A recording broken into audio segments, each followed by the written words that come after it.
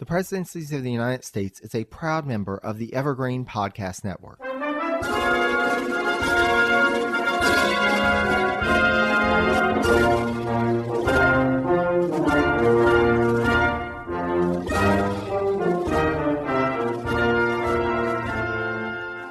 Hello and welcome to the Presidencies of the United States. I'm your host, Jerry Landry.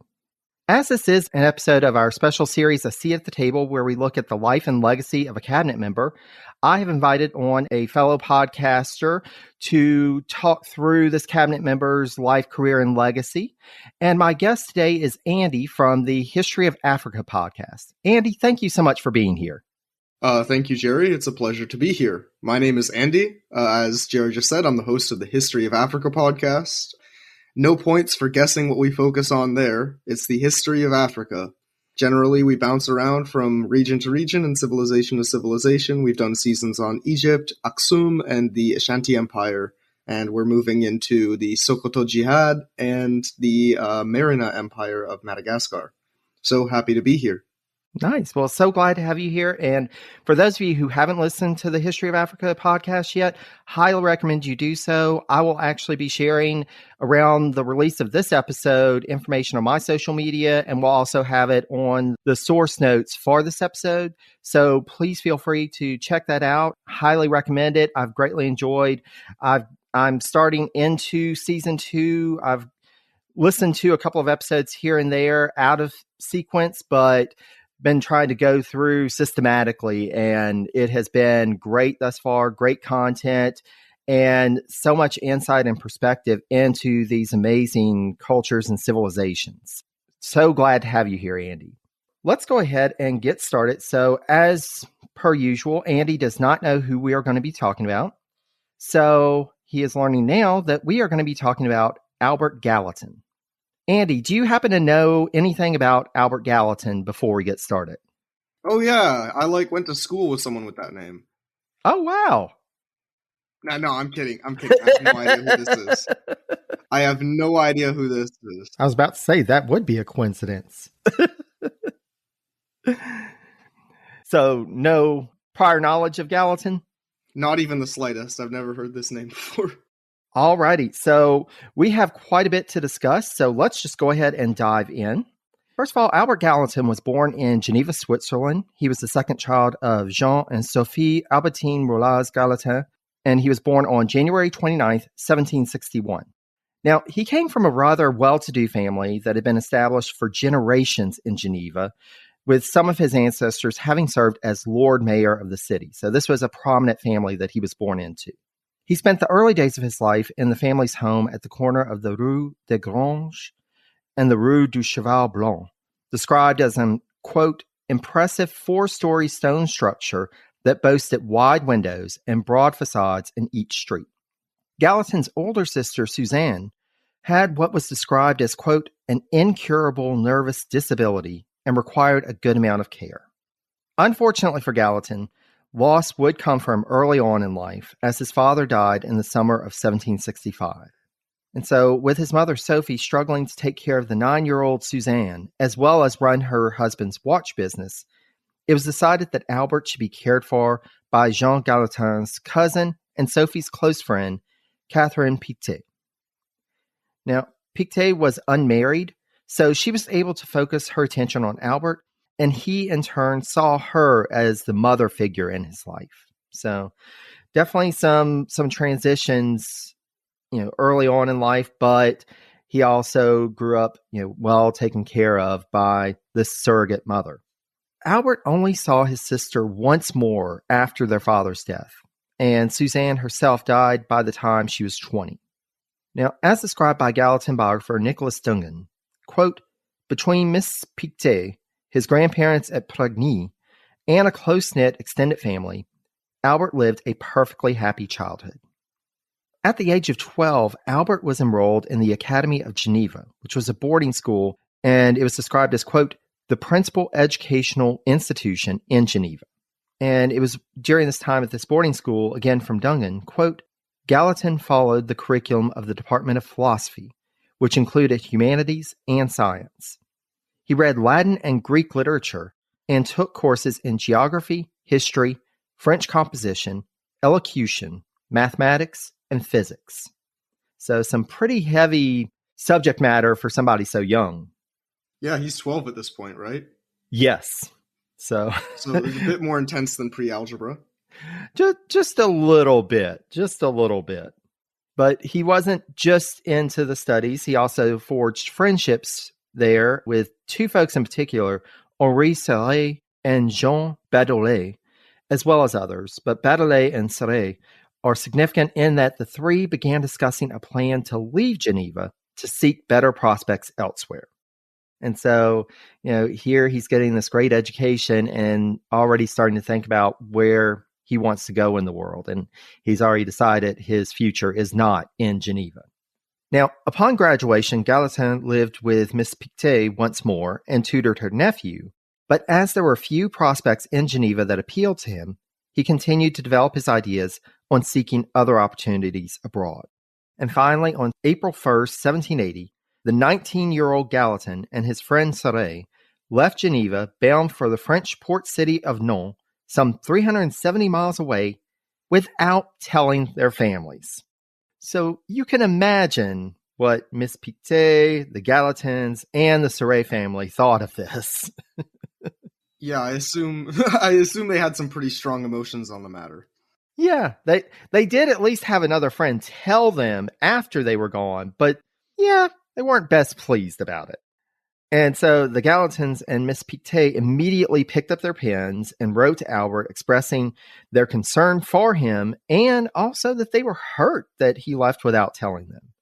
But still, they did what they could to support the two young men, and they wrote letters of introduction for them. They sent them money for their journey. So even though they're saying, this was really cruddy the way you did this, they were still out to help them as much as they could. And Gallatin and Serre secured passage on an American ship, which was bound for Boston. And that ship set sail on May 27th, 1780. And so at that point, it took a couple of months to get across the Atlantic. Transportation was slow in those days, but they arrived in Massachusetts on July 14th, 1780. Now, we know that this is towards the end of the Revolutionary War. At the time, that wasn't quite so clear to folks on the ground. They didn't know that it was about to end. So this was still an ongoing matter. And the fact that the war was still going on would prove to hinder the prospects of these newly arrived immigrants. Now, they had come to Boston and they had planned to sell the shipment of tea that they had bought from France. And they had brought it with them. They were like, this is how they're going to get established. But with the war, the economy was poor and there was little market for non-essential goods. Ultimately, Gallatin and Serre exchanged the tea for other commodities, which would be more well-suited, including rum, sugar, and tobacco. And they actually met up with this other family who had immigrated from Switzerland 30 years prior, and they left with them to go to Machias, which is in the Maine district, which is where they stayed for the winter.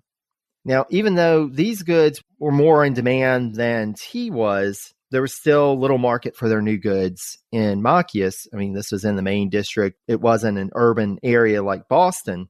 And so they ended up having to sell these goods for a $400 note payable to be drawn on the Massachusetts State Treasury. Now, the problem with that is that the state treasury was nearly broke. So Gallatin, in order to get something for their trouble, exchanged it for $100.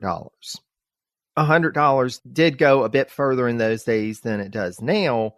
However, for two young men trying to get a start and make their way in the world, it really wasn't much for them. So their plan went bust. So they were in the Maine district at this point and finally decided that they should go back to Boston. There were going to be more opportunities for them there. So they returned to Boston, and Gallatin and Serre gave French lessons in order to bring in some money to keep them going. Gallatin's ability to speak French would ultimately get him a job in July 1782 as a French instructor at Harvard College. With this position, it, quote, gave him the use of the library, a room in the college, and meals in the common room if he wished to pay for them. These skills that he brought, being from Europe, are starting to help him out to actually get some footing under him. God, I can only imagine back in the day, like how easy relatively it must have been to get a job at a university. These days you have to go through all these processes, but back then it's like, you speak French? Come on in. Yeah, we need someone who can speak French. Yeah, yeah, sure, why not?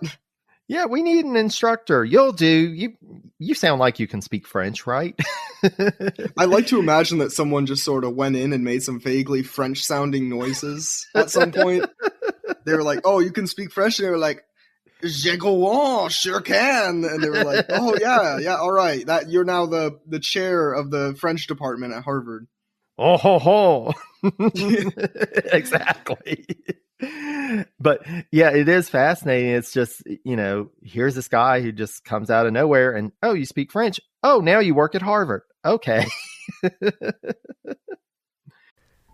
From DNA testing to the Dixie Mafia, Crime Capsule brings you new stories of true crime in American history. I'm your host, Benjamin Morris. Join us for exclusive interviews with authors from Arcadia Publishing, writing the hottest books on the most chilling stories of our country's past. You can find us wherever you get your favorite podcasts or on evergreenpodcasts.com. Crime Capsule. History so interesting, it's criminal. Now, this really sets him up and starts to get him on a better footing than he was. And in less than a year, Gallatin actually gained another position, this time as an interpreter for a French citizen, Jean Savary de Valcoucon, who was seeking repayment on a debt owed to his client by the state of Virginia, which had been incurred during the Revolutionary War. So now his talents are kind of going in the other direction. He's got this French citizen who's trying to do business, doesn't really speak English, and oh, by the way, here's this guy from Geneva who can help me out. And that's the thing, like Savary arrived in the U.S. with no knowledge of English. And at this point, the Harvard instructor Gallatin, quote, had achieved near fluency in English, though he still had a very strong French accent. And this would be something as he goes along in his career. It seems like he never really lost that accent, even though he could speak English. And that would come back up from time to time. Savary and Gallatin proceeded from Boston to Richmond with leisurely stops in Providence, Newport, New York City, Philadelphia, and Baltimore, allowing Gallatin a chance to see more of his adopted nation than he had had an opportunity to do in the 3 years since he had first landed in Massachusetts. So he's finally getting a chance to see some of the other states. They remained in Richmond through the end of 1783 and into February 1784, and his work for Savary allowed Gallatin the opportunity to make the acquaintance of many leading Virginians. Now, as we know, and I'm sure the audience knows, connections with prominent Virginians are going to be an important thing in the early republic. So this is a good step for Gallatin. And Gallatin apparently made such an impression on Savary that his employer granted him, quote, a 1/4 interest in 120,000 acres of land in Virginia, for which Savary bought warrants during a trip they made to Baltimore. Thus, once the business was concluded in Richmond, they briefly returned to Philadelphia before leaving there in March 1784, bound for Pittsburgh and down the Ohio River to inspect their land in the western portion of Virginia. So this new land that Gallatin now has a stake in, they're going to actually check it out. When they get there, they kind of look at this land and they're like, it's okay, but there's probably better land out there. And they actually had an idea about this place, Fayette County in Pennsylvania. And so they thought that the land there may be a better prospect for them. And so they made a deal with a local farmer to establish a store near George's Creek. And Gallatin would work at this store until the end of 1784. So he's starting to get established in these western lands in western Pennsylvania. Now, in September of that year, Gallatin met this guy. You may have heard of him, George Washington. Just, this minor figure in history. Washington was actually going through the area. He was trying to plan a road across the Allegheny Mountains. and he was invested in this project. So he was traveling and trying to determine where this route could go. And he meets Gallatin, and Gallatin actually helped Washington determine the best location for the road. And in return, the general offered him a position as his land agent in the area. Even though, this sounded like a good deal, but Gallatin actually declined this offer because he wanted to focus in on his own planned land acquisitions and improvements. So he is actually one of the few people who said no to George Washington. Dang. Not many people get to claim that, huh? Exactly. But, he's got plans. He really wants to work on improving his situation. And so as 1784 gave way to 1785, Gallatin and Savary returned to Richmond and spent the winter there before going back to Philadelphia. Then they went back again to Fayette County, quote, with a group of about 15 experts whom they had recruited. And together they surveyed a site that they called Friends Landing. But their plans there were thwarted when native forces attacked them. And so this was one of the dangers of trying to establish, and to be fair, these were these people of European descent coming to these lands that the native peoples had been living on for generations in some cases, and saying, oh, well, this is our land now. Of course, they weren't going to be happy about it, but trying to establish yourself in those areas as a settler, that was always one of the dangers at that point. But this didn't completely thwart Gallatin's plans. And he made his way back to George's Creek. And in October 1785, he took his oath of allegiance as a citizen of the United States. So he is saying, I am establishing my roots here. I'm not going back to Europe permanently. I'm settling here.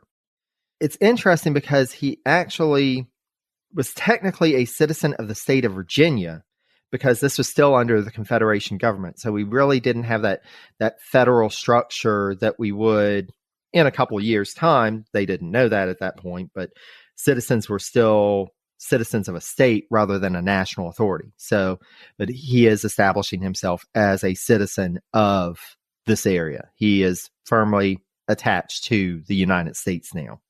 In November of that year, Gallatin and Savary rented a house on 5 acres of land from the same farmer they had made the deal with to establish the store.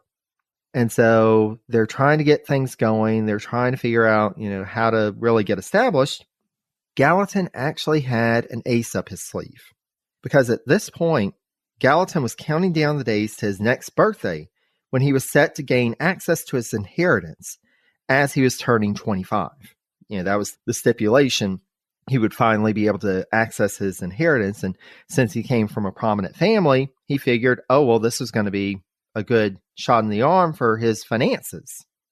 Unfortunately for Gallatin, the debts of his predecessors, which were associated with the estate, and thus he inherited the debts and not just his inheritance, it meant that the money that he received from his inheritance was far less than what he imagined.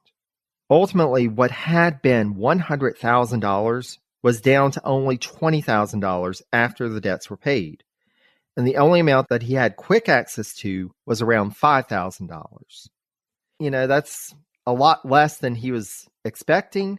However, that was also a good amount of money at the time, and especially since with his plans, because that was enough for him to be able to go back to Western Pennsylvania and purchase a 400-acre farm near George's Creek in February 1786.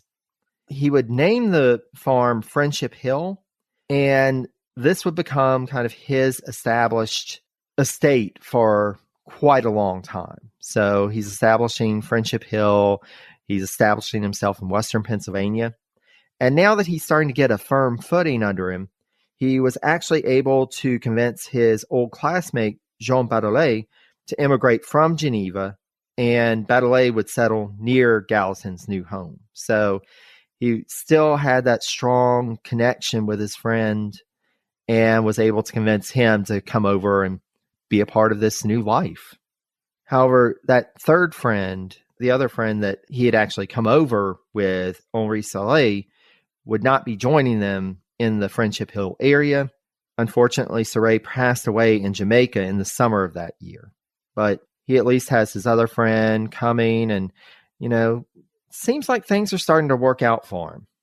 Though he now had this established homestead, and at that time, it took a bit to run a farm and make it prosperous, and that usually required a lot of attention, but Gallatin still traveled extensively up and down the eastern seaboard from 1786 through 1788. This was starting to be a pivotal time for Gallatin, and especially in August of 1788, it saw Gallatin get involved in political activities for the first time as he attended a meeting in the county seat, Uniontown, Pennsylvania, to discuss the new constitution that had been drafted in Philadelphia that year.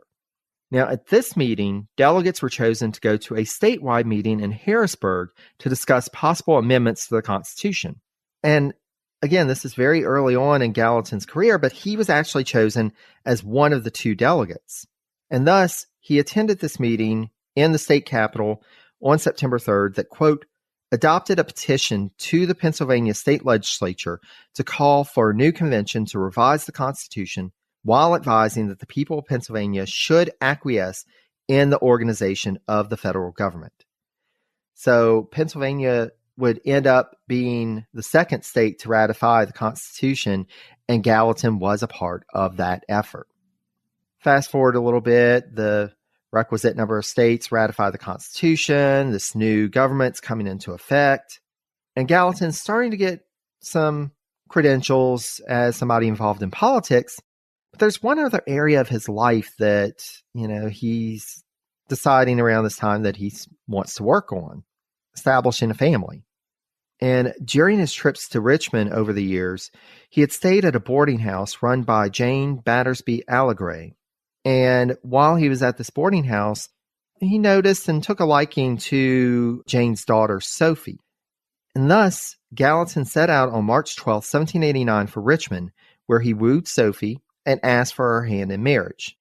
Miss Allegray, however, she wasn't really excited about the prospect of her daughter moving to this wilderness in western Pennsylvania. And at that time, transportation being what it wasn't likely that she was going to see her daughter that much if she moved away like that. So she was kind of reluctant, but Gallatin continued to push ahead and to try and convince her. And finally, in May, Albert and Sophie were wed, and the two spent their honeymoon at New Kent. So he's starting to get himself established financially, he's starting to make a name for himself in politics, and now he's ready to start a family. And so the Gallatins returned to their new home at Friendship Hill. But alas, theirs would be a short time together, as Sophie passed away in October 1789, and Gallatin buried his young bride in an unmarked grave at Friendship Hill.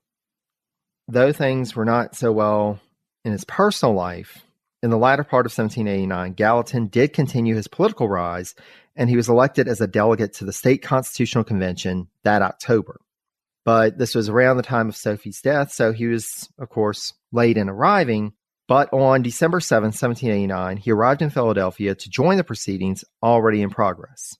And Gallatin later described the proceedings as follows, quote, the distinguishing feature of the convention was that, owing perhaps to more favorable times, it was less affected by party feelings than any other public body that I've known. And Gallatin's biographer Dungan asserted that, quote, Gallatin was impressed by and inclined toward the type of harmonious compromise that could get the public business done.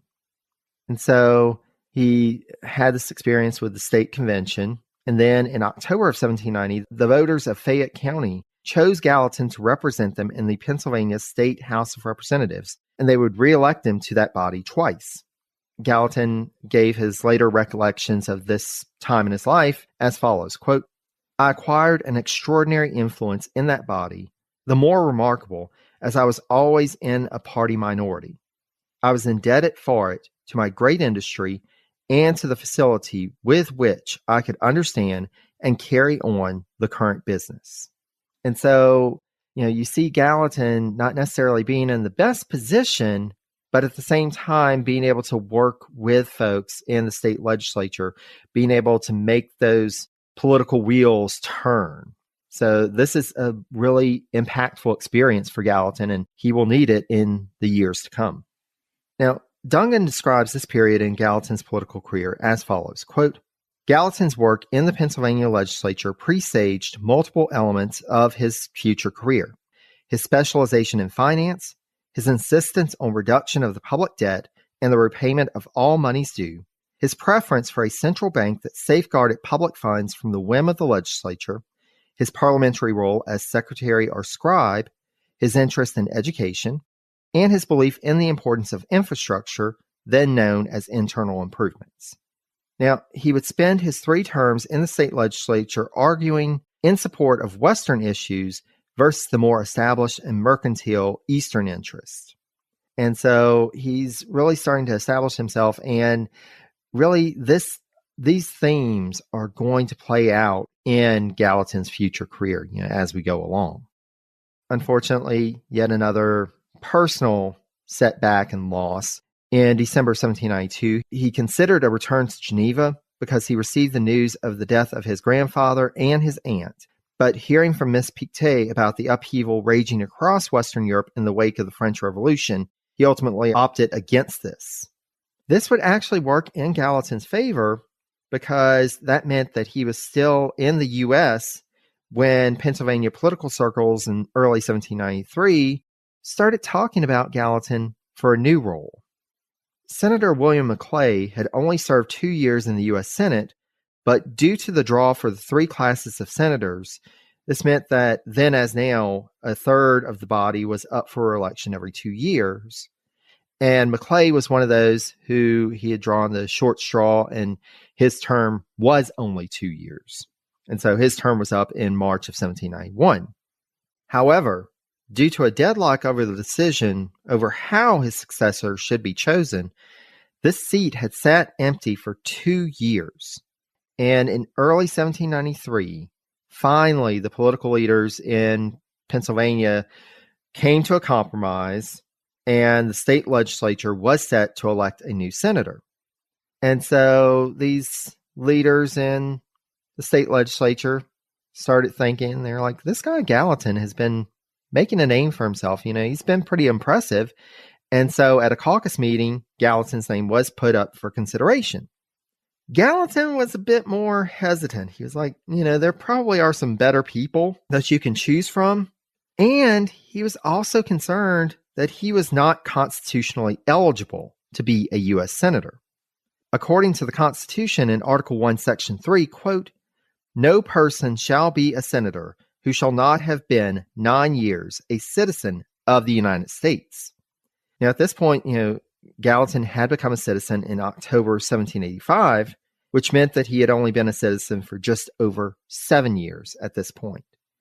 So Gallatin was like, guys, this may not be my time. I don't think I qualify. But that didn't stop them. And the state legislature chose him as the new U.S. Senator from Pennsylvania by a vote of 45 to 37. Now, at the time, the national capital was in Philadelphia, and so Gallatin was quite familiar with that city.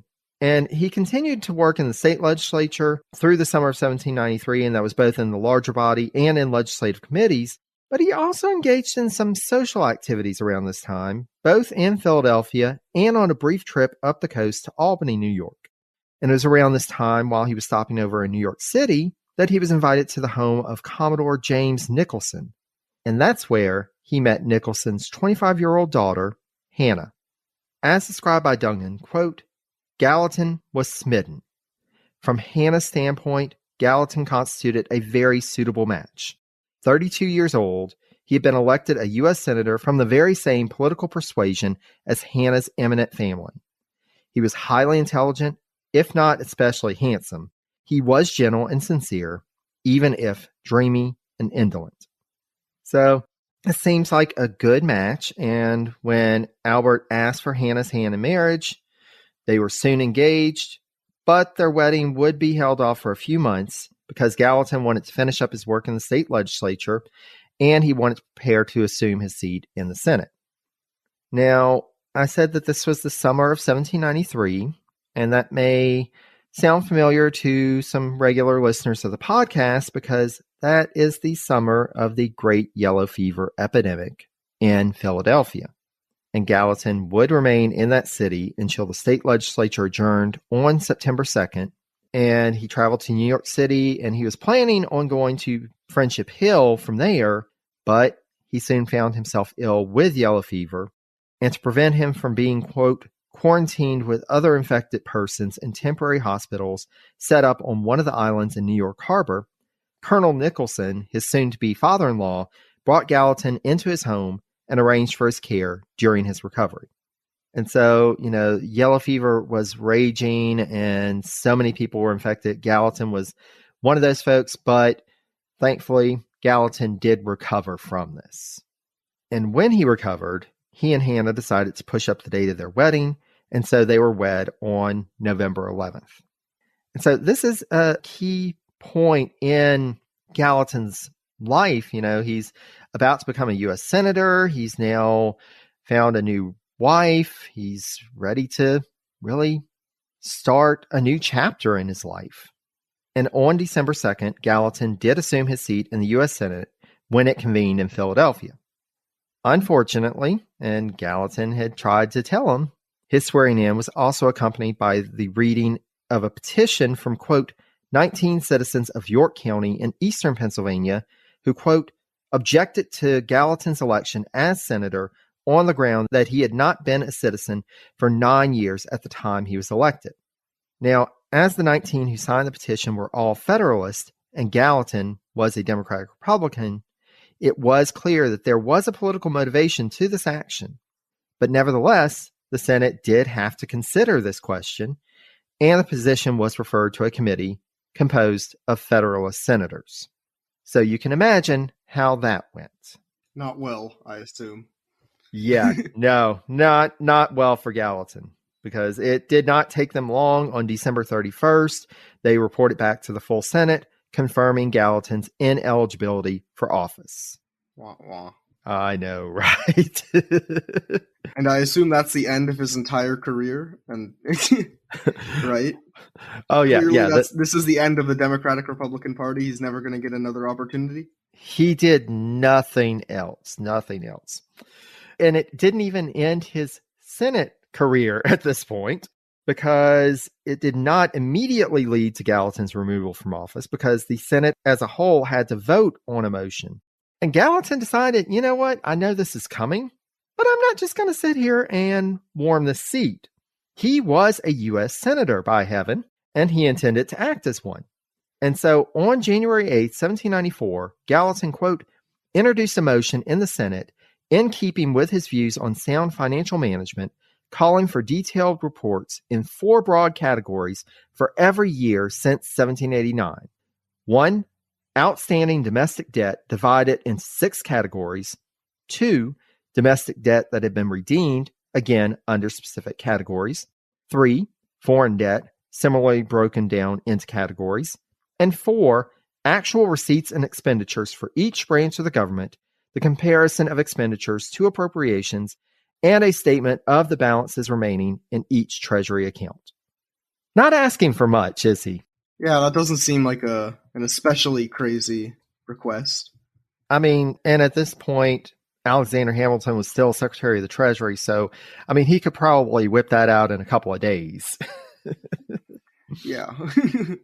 But, needless to say, this made the Federalists in the national government quite irate, especially since this was coming from a senator who would be ruled ineligible for a seat any day now.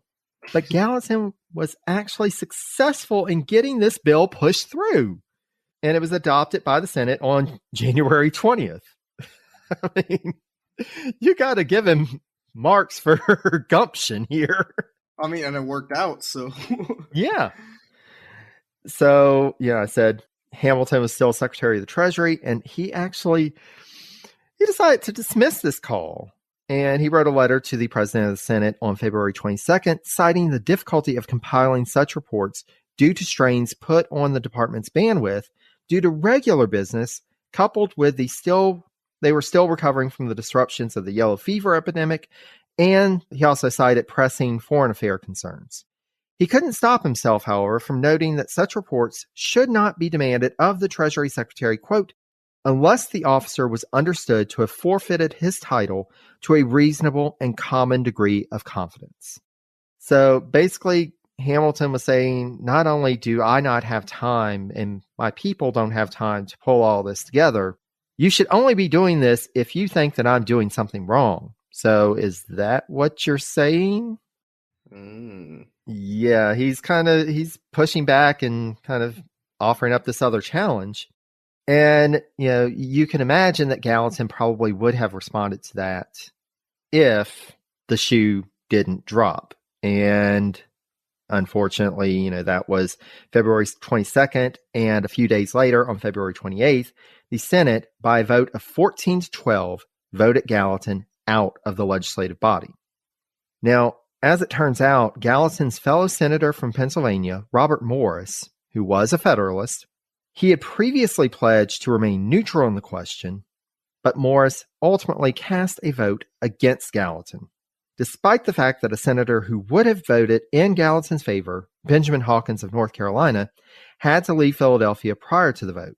So if Morris hadn't voted and Hawkins had, the vote would have been a tie to be broken by Vice President Adams. So this is John Adams. And even though Adams was a Federalist, Adams had pledged to vote for Gallatin to remain.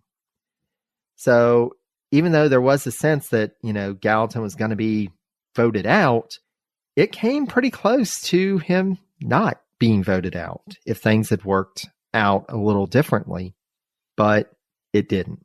And so now Gallatin is out of the Senate. And with this temporary halt to his political career, he took his new wife back to New York to stay with her family before returning to Philadelphia, took care of some business there, and then he headed back west.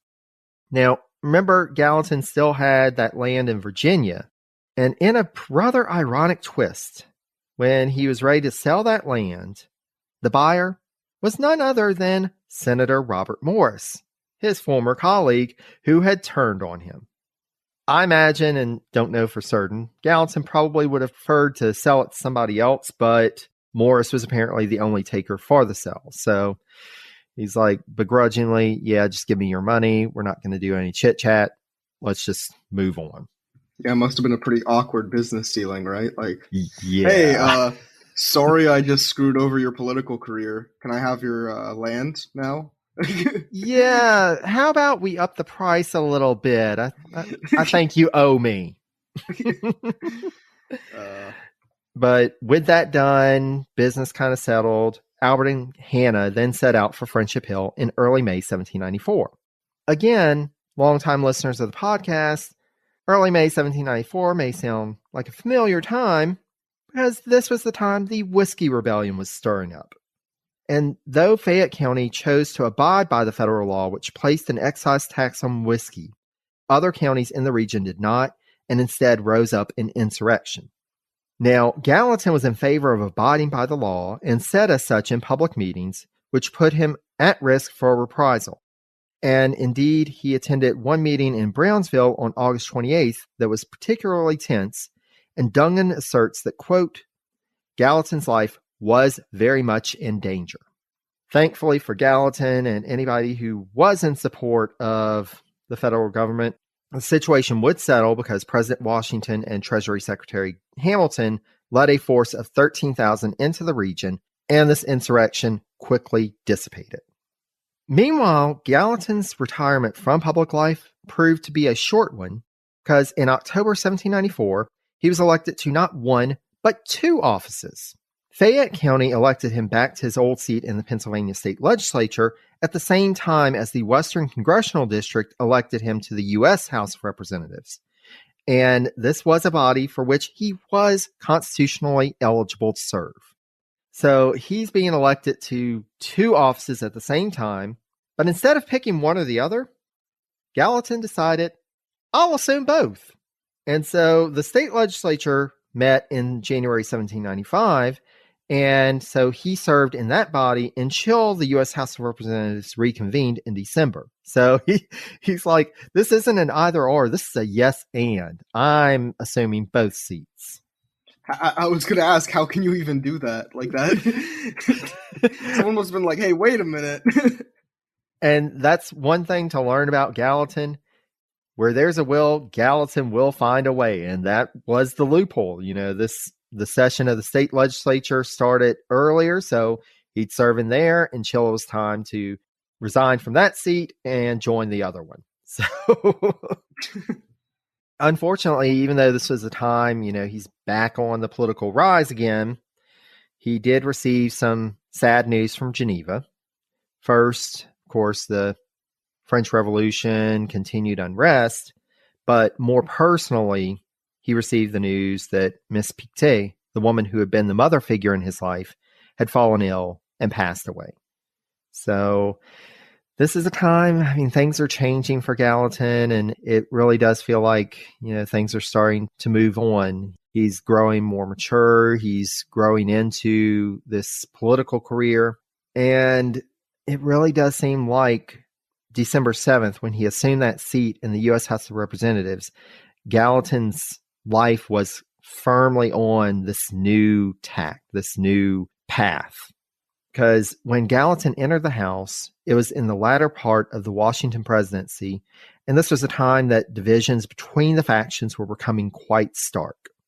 Up until this point, Representative James Madison of Virginia had been the legislative leader for the Democratic Republicans, but Madison was getting more focused on making Thomas Jefferson the next president in 1796. And so Gallatin came into the picture in the House just at the time that Monroe was setting down this baton, and Gallatin picked it up because the Democratic Republicans had some work to do, because this was the point that they were debating the Jay Treaty. The Jay Treaty had been negotiated with Great Britain by Supreme Court Chief Justice John Jay to alleviate tensions between the U.S. and Britain, and though it left many questions unanswered, it did at least keep the two nations from going to war again. Now, technically, the Senate was the only body by the Constitution that had the authority to approve the treaty. So the Senate had already done that, but Democratic Republicans realized that since the treaty required an appropriation of funds to enact it, and since appropriation bills had to originate in the House, this gave them an opportunity to kill the treaty. Gallatin would work to rally the Democratic Republicans, rally support around killing this treaty.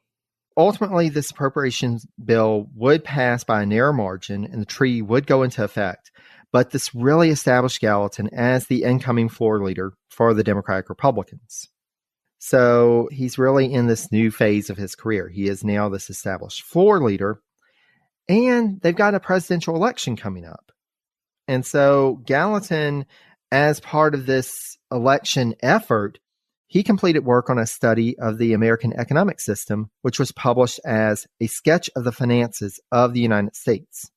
As described by Dungan, it, quote, ran to 170 pages of detail on every aspect of the American economy, including sources of revenues, expenditures, and debts, together with close to 20 appended tables. Gallatin composed it for the education of his own political party, but it also served to assert his preeminence as an expert on government finance. And he used this opportunity to express his concerns about the public debt and asserted that it should be paid back, quote, as quickly as possible. Now, just keep this in mind because we will be coming back to this very shortly. The close of the Washington administration would also see a personal change for the Gallatins, as their first child, a son named James, was born on December 18th, 1796. They would ultimately have 6 children total, though 2 of their daughters died in infancy. And so this is really a new time for Gallatin. And he's establishing himself as the floor leader, and it becomes really apparent because James Madison retired from the U.S. House of Representatives. And so that meant that Gallatin was firmly established as this leader in the House. He would adopt a more behind-the-scenes strategy as Democratic Republicans attacked one policy after another put forward by the Adams administration and Federalists in Congress. But as noted by Dungan, quote, he continued to make demands on the Treasury Department for detailed data, much to the discomfiture of Secretary Walcott. And he would also directly attack policies such as the expansion of the Army and the Navy during the Quasi-War, because this expansion led to an expansion of the national debt. And that was something that Gallatin was completely against. Some in his party saw Gallatin as being the intended target of the Alien and Sedition Acts, which were put forward and passed by Federalists in Congress due to his foreign birth. But I haven't found any evidence that there was any intention to use these new laws against Gallatin, though his status as an immigrant to the U.S. would be used by enemies time and again throughout his career as an attack point, and he was certainly considered an odious figure by Federalist leaders at the time. While he was leading efforts in the legislature to advance the Democratic-Republican cause, Gallatin also had to work on his personal finances, as the person that he had trusted to attend his business affairs in western Pennsylvania was only incurring more debt for him rather than helping him to accrue more assets. So not only is he fighting against debt on a national level, he's also having to fight against his own personal debt.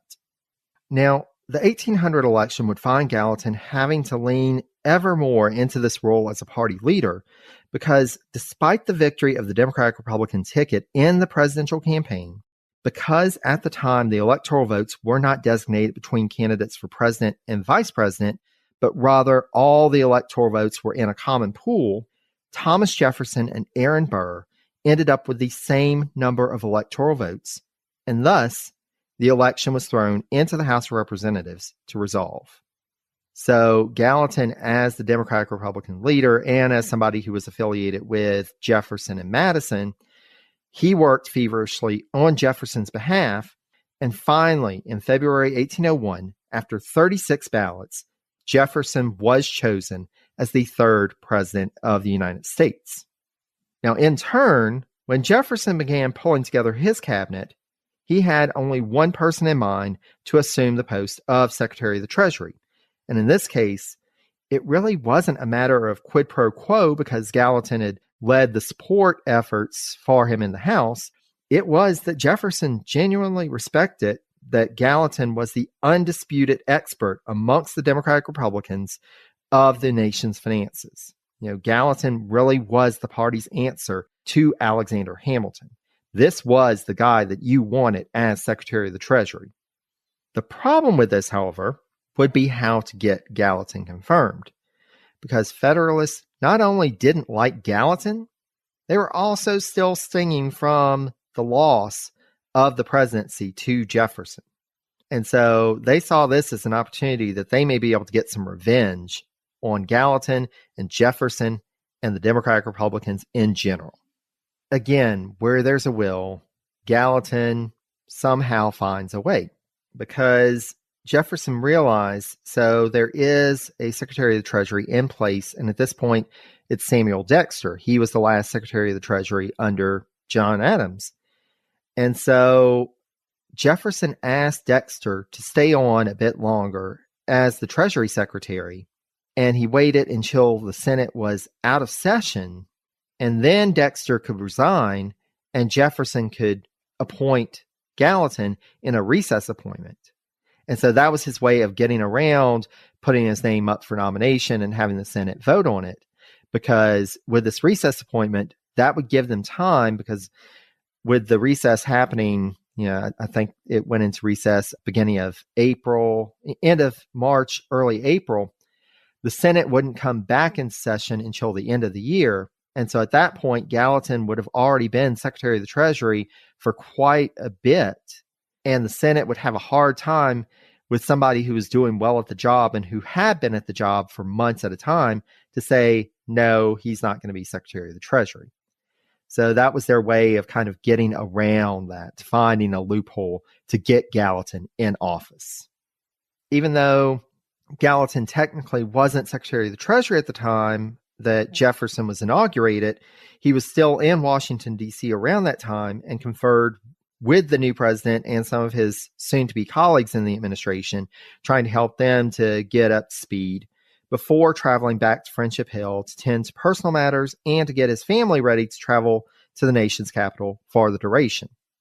Now, at this time, Hannah was pregnant, and she had 2 young children that she was already taking care of. They had a 3-year-old and a 4-month-old. Despite this, she still traveled with Gallatin from western Pennsylvania overland to Washington, D.C. And you can imagine this was not a pleasant trip for her. it wasn't pleasant for anybody. Going overland at this point was pretty shaky. Literally. Yeah. Literally, the car is shaking on the road. Exactly. It was not, I mean, oh my gosh, I don't even want to think about hundreds and hundreds of miles of that. Yeah, poor Hannah, for real. Yeah. But she did it. They got there. And upon his arrival, Gallatin was appointed as head of the Treasury Department, and he assumed office on May 15th, 1801. Now, to give us some context, at the time, as noted by Dungan, of those based in the nation's capital, quote, the total number of central government officials and clerks was only about 125 people. Of these, nearly 80 were the Washington staff of the Treasury, whose staff of agents around the country numbered more than 1,200. So, though this seems small when compared to the modern U.S. Treasury, Gallatin's department was by far the largest in the federal government at the time, and Gallatin would use this apparatus to the benefit of one of President Jefferson's key aims in his 4-point financial policy. And this financial policy was described by Jefferson biographer Dumas Malone as follows. 1. Strict governmental economy. 2. Tax reduction. 3. Definite provision for the retirement of the national debt. And 4. Specific rather than general appropriations. Now, this fourth point in particular was a key emphasis for Gallatin, as noted by historian Leonard White, quote, Gallatin was strict in the use of funds appropriated to the Treasury Department. Every specification was to him a binding directive from which he never varied. And this was quite different from the former Treasury Secretary Alexander Hamilton, who basically saw any funds coming into the Treasury Department, even if it was stipulated for a certain purpose, once it's in the Treasury, he could move it around as he pleased. Hamilton didn't really feel like he even had to consult with then President Washington about it. So this is a quite different viewpoint between these two Treasury secretaries. But let's go back to that second point, tax reduction, because Jefferson and Gallatin actually found themselves slightly at odds over this one. President Jefferson, upon coming to office, wanted to swiftly repeal all internal taxes. And these internal taxes had been put into place under the previous Federalist administrations. Jefferson was like, let's just go ahead and get rid of all of them.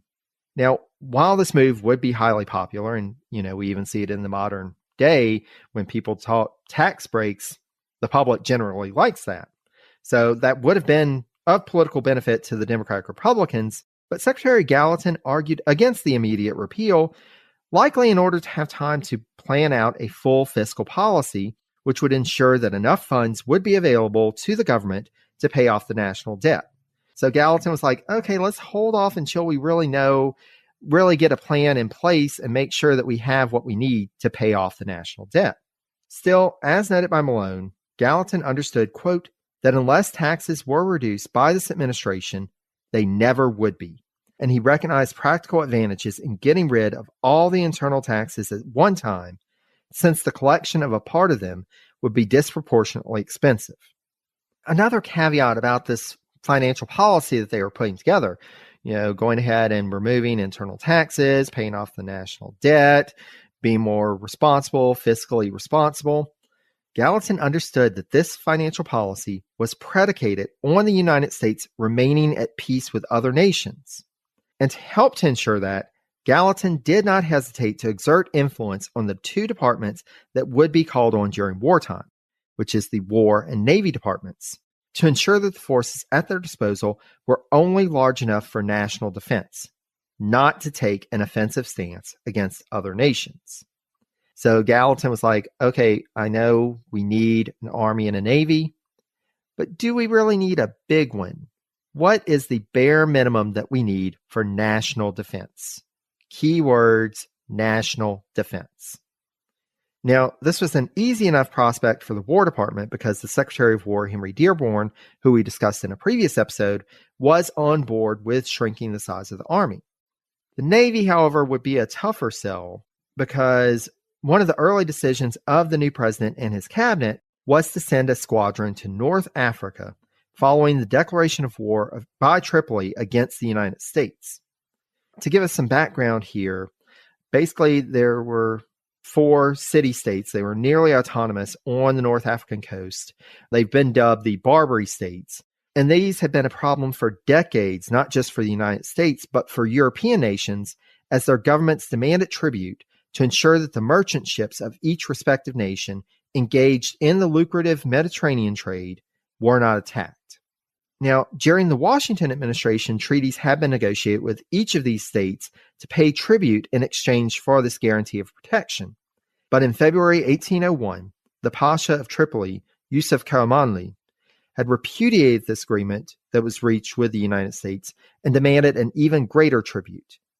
And that happened from time to time with these North African states. They would say, you know what, we had this treaty, null and void, give us more. With President Jefferson, however, Karamanli found someone who was willing, quote, to rely on the strength of our own arm. Gallatin initially agreed with this proposal to send the squadron, but as the bill started adding up, and it would take quite a bit to actually send and supply a squadron in the Mediterranean year after year. I mean, this was pretty costly. Gallatin started to grow wary and started advocating for a peace agreement, which actually put him at odds with Secretary of the Navy Robert Smith. Smith argued that the fight against Tripoli was essential to boosting the United States' reputation internationally. Thus, Smith pushed for an even greater force, asserting that, quote, a feeble force will subject us to suspicion of purchasing a peace. Historian Alexander Blinky noted that, quote, Gallatin began his fiscal thinking with the proposition that a national debt was an unmitigated evil, especially considering that, to that point, it had only been used for war expenditures, which was something Gallatin, quote, regarded as totally destructive, but there was also a use for civil expenditure, which was something that Gallatin deemed, quote, unproductive, conferring no direct benefit on the people. With this in mind, one can understand the following quote from Gallatin later in his cabinet career, where he asserted that, quote, whilst peace continues, the aggregate of the expenditure of those other executive departments be kept within bounds such as will preserve the equilibrium between the national revenue and expenditure without recurrence to loans. I cannot consent to act the part of a mere financier, to become a contriver of taxes, a dealer of loans, a seeker of resources for the purpose of supporting useless baubles. So Gallatin was saying the national debt that had been incurred to date was a waste, because it was either being wasted on war, which was just destructive, or just to build out this greater and expanded national government, which didn't really serve the public's interest. And here we have this early, that we've got this Mediterranean squadron going and launching assaults on Tripoli, and this is going to be expensive. This is, he knows this is going to be costly. So Gallatin has a fight on his hands. This is the time that Gallatin is really stressing we need to shrink the size of government while we're engaged in a war. But despite this war against Tripoli, Gallatin actually was successful in his push to shrink the size of the U.S. Navy, even if it never got as small as the Treasury Secretary would have wished. As proof of that, from 1801 to 1802, expenditures for the Navy Department dropped by half. So he's starting to see results, but because of this, Gallatin's relationship with Smith would only worsen, especially with Gallatin writing the president complaining about his cabinet colleague and asserting that, quote, I cannot discover any approach towards reform in that department, i.e. the Navy. This is going to be something that we're going to come back to later in his cabinet career, because this antagonism between Gallatin and Robert Smith would continue, and would also expand to Robert Smith's brother, who was the powerful senator from Maryland, Samuel Smith. So Gallatin has a lot going on already as Treasury Secretary, but in addition to his duties at the Treasury Department, President Jefferson entrusted to Gallatin and a couple of his cabinet colleagues additional responsibilities in working to resolve what has come to be known as the Yazoo Affair. To put it succinctly, basically, due to bribes and undue influence on the Georgia state legislature, land in what is now modern-day Mississippi and Alabama, and it was referred to at the time as the Yazoo lands, was sold to land speculators. But when the truth about the circumstances behind the sale came out, many of the votes in the state legislature were voted out in favor of candidates against the land sale, and this new legislature passed a bill invalidating the sale approved by the previous session. But this created a dispute in terms of land claims, as the land speculators had already started selling lands to other buyers, but meanwhile you've got the Georgia state legislature also trying to sell the same land. So there's all kinds of disputes and confusion with this. And Congress had authorized 3 commissioners to be named by the president to resolve the issue. And this was around the time that the Adams administration was wrapping up. And so this was something that Jefferson inherited. And so he named Gallatin, along with Secretary of State James Madison and Attorney General Levi Lincoln, as the new federal commissioners. So after negotiations with the representatives from Georgia, they drafted the Articles of Agreement and Cession. These were signed on April 24th, 1802, and the terms of this agreement included Georgia's cession of all the western lands, again, most of modern-day Mississippi and Alabama, to the federal government in exchange for $1,250,000. And 1/10 of the Yazoo lands were also set aside, quote, for the purpose of satisfying, quieting, or compensating any claims which may be made to the said lands or to any part thereof. And so Madison, Gallatin, and Lincoln were able to report these articles to Congress on February 16, 1803, and they recommended that claimants should, quote, be allowed to choose compensation either in the form of land or in money not exceeding $5 million to be derived from the sale of lands in the Mississippi Territory. And Congress would approve setting aside 5 million acres to settle claims, but this agreement did nothing to resolve the conflict and instead sparked a new debate at the federal level over whether the original claimants should be compensated anything. And so they tried to resolve this issue, came to an agreement. It would continue being a thing, and it would be one of the things that would cause a further rift in the Democratic-Republican Party on the federal level moving on. Now, I said that Gallatin was against federal expenditures. He didn't see a need in expending for war or just to expand the bureaucracy, but he did see federal expenditures as justified and beneficial with internal improvements such as roads and canals.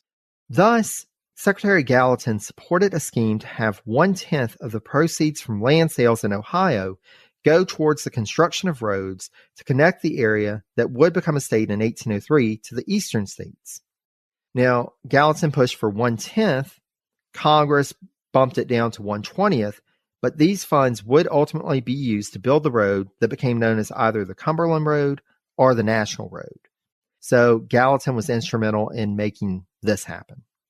He was also essential in securing the funding that would be needed to achieve one of, if not arguably the greatest achievement in the Jefferson presidency, which was the Louisiana Purchase. We're not going to go into the details of the purchase here because that'll really be covered more in James Monroe's episode, but suffice it to say the deal was $15 million for the purchase of what is now 1/3 of the continental U.S. Now, Gallatin played a couple of roles here. First, along with his fellow cabinet members, Gallatin helped to ensure that the purchase treaty went through because he helped to talk Jefferson back from the ledge, because Jefferson was like, well, I mean, this is a great deal, but can we constitutionally do this? And so Jefferson started pushing for, well, maybe we need a constitutional amendment before we can do this. But as described by Malone, quote, the Secretary of the Treasury, who was such a stickler for finances regularly, tentatively assumed a constitutional position which was virtually indistinguishable from the liberal construction of his predecessor Hamilton. Gallatin boiled his opinion down to 3 key points. First, that the United States as a nation have an inherent right to acquire territory. Second, that whenever that acquisition is by treaty, the same constituted authorities in whom the treaty-making power is vested have a constitutional right to sanction the acquisition. Third, that whenever the territory has been acquired, Congress have the power either of admitting into the Union as a new state or of annexing to a state with the consent of that state, or of making regulations for the government of such territory. So Gallatin is saying it's not written into the Constitution because it's just inherent. Of course, we have the right to acquire more lands and to bring it into the Union. But Gallatin's other role in this deal was in making provision for the financial transaction between the U.S. and France. Because according to the treaty, a small portion of the $15 million went towards, quote, satisfying claims that Americans held against France. But $11.25 million of this was to be paid to France by the U.S., quote, not in cash, but in 6% loan stock, not redeemable for 15 years. Gallatin objected to this because he knew that though the stock wasn't redeemable, it could be sold for cash, which would help to finance France's war against Britain, which ultimately is exactly what France did. And this would put the U.S. in a kind of awkward position because they're indirectly helping to fund the French war effort. But there was really little that Gallatin could do about it because those were the terms. So in the fall of 1803, Gallatin met with the British banker Alexander Baring. Baring was in the U.S. to negotiate the terms for, quote, purchasing and distributing the American bonds. And Baring, along with the Dutch bank Hope and Company, were chosen for this purpose. Though Gallatin was a proponent of the Louisiana Purchase, this large new expenditure threw off his figures for paying off the national debt, and it pushed that goal even further down the road. But despite this, at the end of Jefferson's first term, Treasury Secretary Gallatin was able to report to Congress that the annual budget was in the black, with revenues surpassing expenditures by just over $1 million. So he's starting to see success. Jefferson's reelected to a new term, but this second term would bring its share of opportunities as well as new challenges. Personally, the Gallatin family would face its share of sorrow in the Jefferson presidency because the Gallatin's first daughter, Catherine, who had been born in August 1801, had died the following spring, and their second daughter, Frances, who was born in February 1803, she would survive until adulthood, but the Gallatins would suffer the loss of two more daughters within a year of their birth. So one was born in 1804, one was born in 1807, and so quite a bit of loss for the Gallatin family.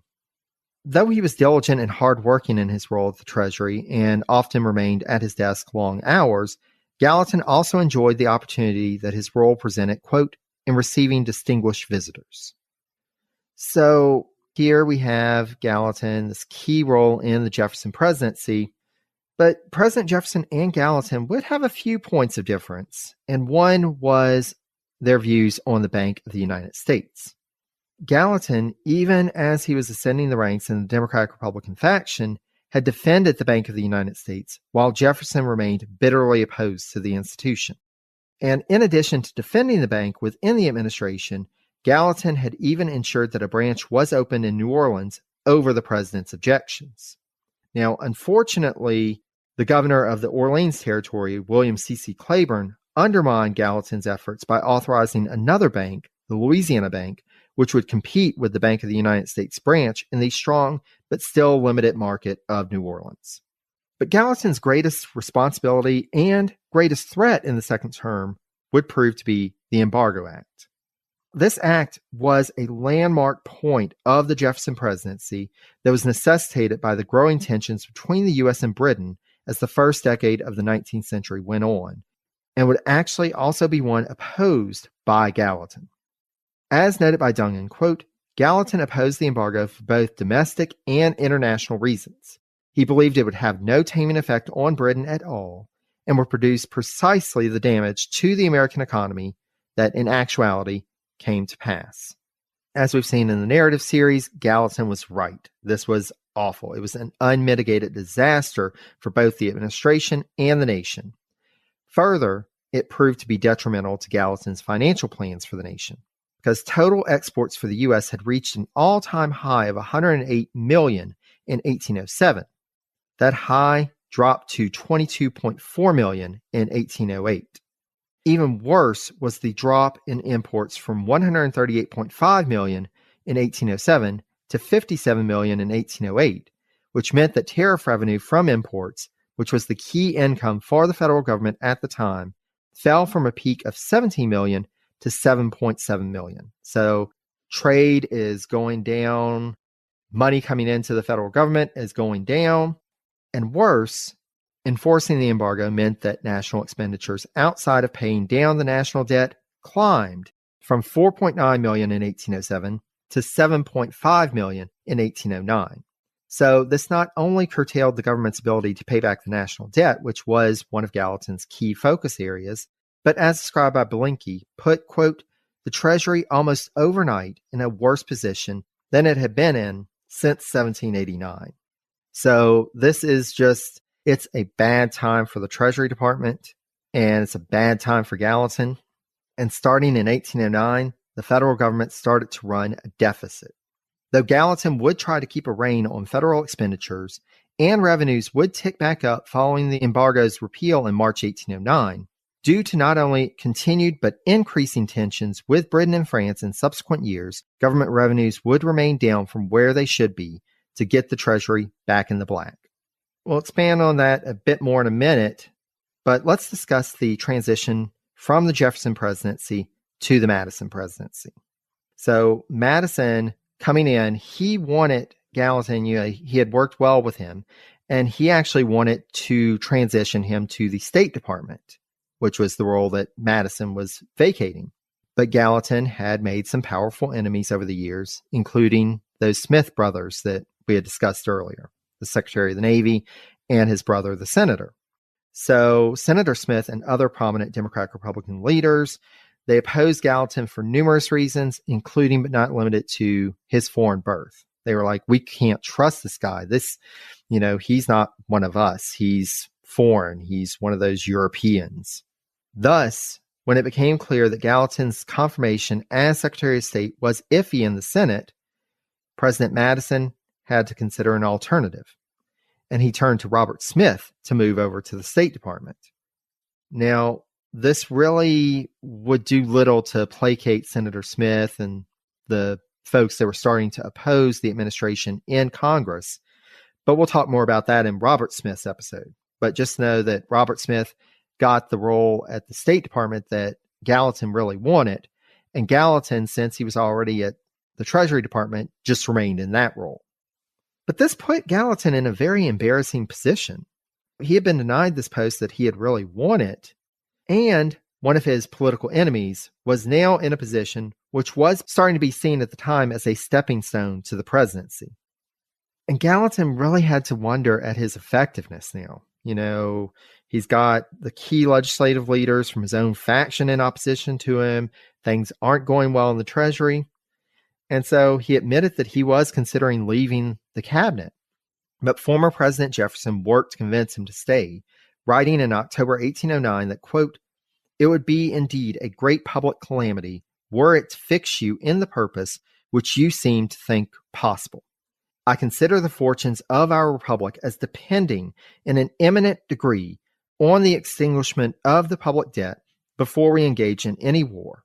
The discharge of the debt is vital to the destinies of our government, and it hangs on Mr. Madison and yourself alone. We shall never see another president and secretary of the Treasury making all other objects subordinate to this. Were either of you to be lost to the public, that great hope is lost. And so you've got Jefferson saying, y'all are the people to make this happen. The future of our nation depends on you and Madison. No pressure at all. And so Gallatin did continue in the Madison administration, but it just kept compounding. It kept getting worse for him. But even though he wasn't in that role at the State Department, Gallatin would really be the president's chief advisor. And this was something that caused continued consternation with the Smiths and their allies, as Gallatin used his influence and connections to orchestrate an attack on the Smiths. They were accused of corruption in using Robert's previous role as Secretary of the Navy in order to unduly benefit Senator Smith's mercantile firm. So he was saying, there's something going on with these brothers. He's using his public position to benefit his brother's private business. And this attack was at the time that Senator Smith was up for re-election and was facing some difficulty in his bid. So these political back and forth, this, attack ads, this is nothing new. This was happening even at this time. Ultimately, Smith would see it through. He would return to the Senate, but now he had even more reason than ever to despise Gallatin. In addition to these political problems, the Madison administration was also struggling with what to do about their continued bad relations with Britain and France. And with the repeal of the Embargo Act, another attempt at economic coercion was put forward in the Non-Intercourse Act. But this was highly flawed as well. They tried it for a year, nothing was happening. And so Gallatin actually wrote a replacement bill that he gave to Representative Nathaniel Macon, Democratic Republican from North Carolina, to be introduced in the House.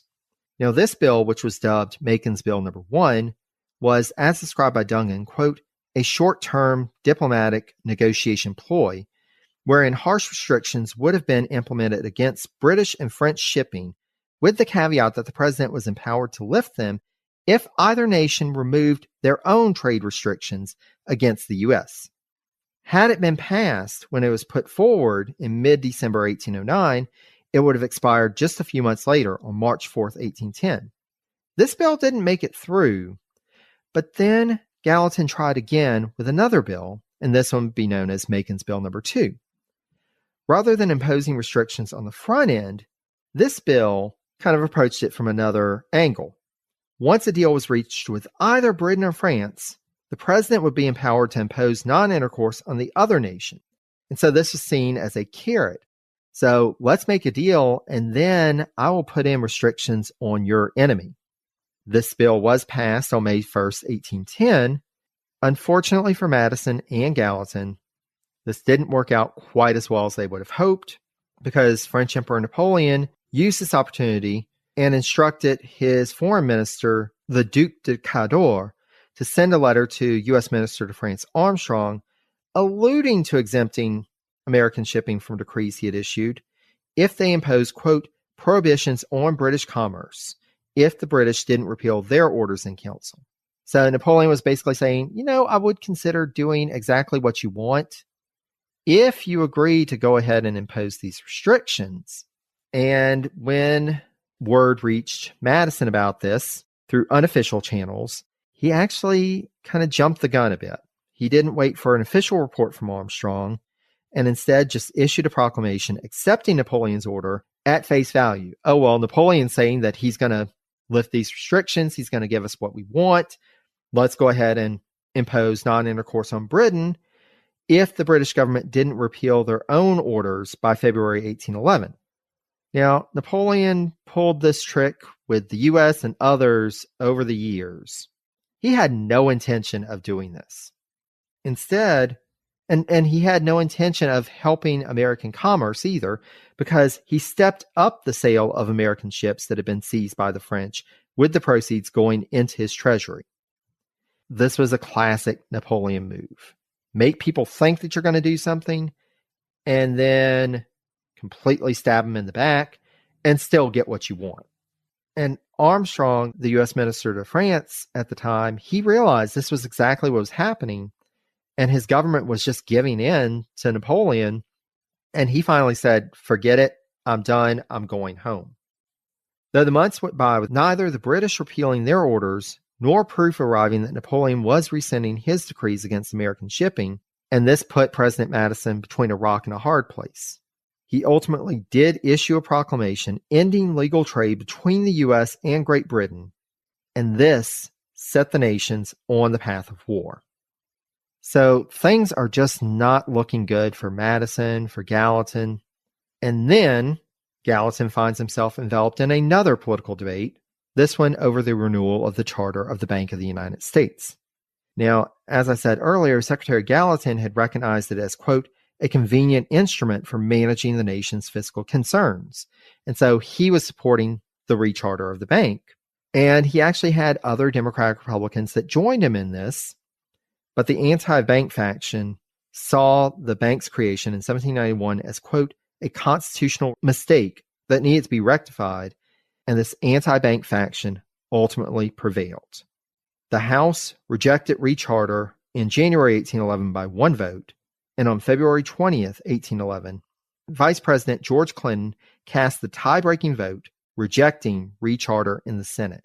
So this key portion of the nation's fiscal policy is now out of play, and we're about to go to war. This is not good. Gallatin realizes he is not in a good place. And so on March 4th, 1811, he wrote to the president that, quote, "I have long and seriously reflected on the present state of things and on my personal situation. This has for some time been sufficiently unpleasant, and nothing but a sense of public duty and attachment to yourself could have induced me to retain it to this day. But I am convinced that in neither respect can I be any longer useful under existing circumstances." He critiqued the current executive branch by asserting that, quote, "Your present administration is defective. A radical and speedy remedy has become absolutely necessary. What that ought to be is not for me to say." And so Gallatin is saying, you know what, I'm done. This is a complete disaster. There's probably something you can do, wink, wink. I'm not going to tell you what you need to do, wink, wink. And Madison realizes he's got to keep Gallatin. To him, Gallatin is essential. And so the president decides to take that, quote, radical and speedy action. Thus, he rejects Gallatin's resignation and actually charges him with approaching James Monroe as being the new Secretary of State. If Gallatin and Robert Smith can't get along together, Madison is going to choose Gallatin, and he actually convinces, once he knows that Monroe is going to take the post, Madison meets with Robert Smith on March 20th and offers him a diplomatic post if he would agree to leave the office. And again, we'll get more into that with Smith's episode, but on April 1st, Smith left office. Monroe assumed the post of Secretary of State, but Smith wasn't gone just yet. Now that he was actually freed of any obligations to the administration, he launched a full-throated attack on the Madison administration with his address to the people of the United States in late June. Smith would ultimately lose the PR war against Madison and Gallatin, but this attack came at a time of growing uncertainty where the administration would need all of the public support they could muster. So Madison's doing the shakeup, trying to get things back in line, but conditions are it's going from bad to worse. Gallatin was able to report some success in his decade-long effort at fiscal austerity in his annual report in November 1811. In his tenure to date, half of the public debt that had been in place when he assumed office had been paid off, and all internal taxes on U.S. citizens had been done away with. However, Gallatin saw some bad signs ahead. He was projecting a deficit for the next fiscal year and warned that, should war come, the income from tariffs would drop significantly to the point that the government would have to seek loans in order to fund the war effort. And as usual, Gallatin was right. On June 16, 1812, the United States declared war on Great Britain, and the following year's report contained a request from Gallatin for authorization for a $20 million loan to be taken out. So there is little to no money coming in. They've still got debts. Expenditures are increasing. Where are they going to get it? They're going to have to do more loans. And Congress dropped the amount to $16 million, but did authorize Gallatin's loan request. Now, at this point, Gallatin had to go on a wheeling and dealing deal. He had to talk with some of the richest financiers in the nation. We've got this loan out there. Can you help us out? When the initial subscription period ended, out of the $16 million that they were asking for, only just under $4 million had been collected. Thus, Gallatin was forced to reopen the subscription as well as offer to, quote, consider individual proposals for taking the residue of the loan. Significantly, such proposals were to state not only the amount of stock that the parties wish to obtain, but also the price they will allow for the same. So basically he's saying, we are desperate. We just need money. We will agree to whatever terms you want. and thus a consortium of financiers put forward a proposal to take just over $10 million in the stock, but at a reduced rate. For a $100 certificate, they paid $88. So this was a significant drop in the funds that were needed, and the government would still have to pay them out $100 at the end of the term. But the situation was so desperate that Gallatin had no choice but to agree. So his tenure as Secretary of the Treasury is in a really bad place right now. But as often happens with Gallatin, here comes a new opportunity, because the Russian Tsar had actually offered to mediate a peaceful resolution to what we now know of as the War of 1812. So he was willing to act as this mediator between the U.S. and Britain. And Madison decided to appoint the delegation for this mission. And the people he selected were U.S. Minister to Russia John Quincy Adams, James A. Bayard of Delaware, and Secretary of the Treasury Albert Gallatin. However, this put Gallatin, he had to think things through, because he couldn't expect to remain Secretary of the Treasury if he went to one of the most distant European capitals, St. Petersburg. As he wrote to a friend on May 5th, quote, "I am well aware that my going to Russia will most probably terminate in the appointment of another Secretary of the Treasury, and in my returning to public life, if I shall have succeeded in making peace, I will be perfectly satisfied." So Gallatin realized the risk, even though Madison was like, we're just going to keep you on as Secretary of the Treasury. It'll be fine. Gallatin knew what was likely to happen, but he still went to Europe. So he and his party departed for Europe on May 9th. Little did Gallatin know that as he sailed, the Senate was busy rejecting his nomination for this peace mission on July 17th. And as he had predicted, the reason that they rejected it were they were like, he can't be Secretary of the Treasury in Russia. We need somebody here to run the Treasury Department. So he's got to choose one or the other. Or since he's not here, President Madison, choose. And meanwhile, Gallatin's enemies had his Treasury post declared vacant, and because he had been absent from 6 months, and this was their way of forcing Madison's hand. And finally, in February 1814, Madison relented and appointed a new Secretary of the Treasury, as well as put in a new appointment for Gallatin as a commissioner in a peace delegation to negotiate directly with the British. And so, this is a really ignominious end to Gallatin's career as Secretary of the Treasury, and it was actually the longest cabinet post to date. Gallatin served as Secretary of the Treasury longer than anybody else, any other cabinet member has before or since. But this is how that period of his life ends. As Gallatin transitions to life out of the cabinet, this seems like this will be a good place to finish up this episode. And I hope you'll join us with the next episode, where we see what Gallatin does after leaving the Treasury Department. Spoiler alert, he has one of the most extensive post-cabinet careers that we've seen to date in this series. Then at the end, we'll evaluate his life and legacy and determine whether Albert Gallatin has what it takes to join the table of the Cabinet All-Stars. Until next time, I'd like to thank Andy of the History of Africa podcast for joining me on this episode, and be sure to check out the History of Africa anywhere fine podcasts can be found. I'll be sharing information about Andy's podcast on my social media around the time of this episode's release, and we'll have a link on the episode listing on the website, Presidency's Podcast, all one word.com. Thanks so much for listening, and until next time, stay safe and healthy, be kind to one another, and take care, dear friends.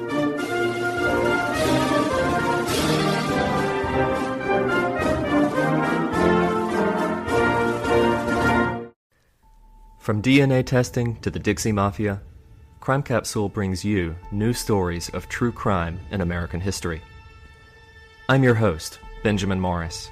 Join us for exclusive interviews with authors from Arcadia Publishing, writing the hottest books on the most chilling stories of our country's past.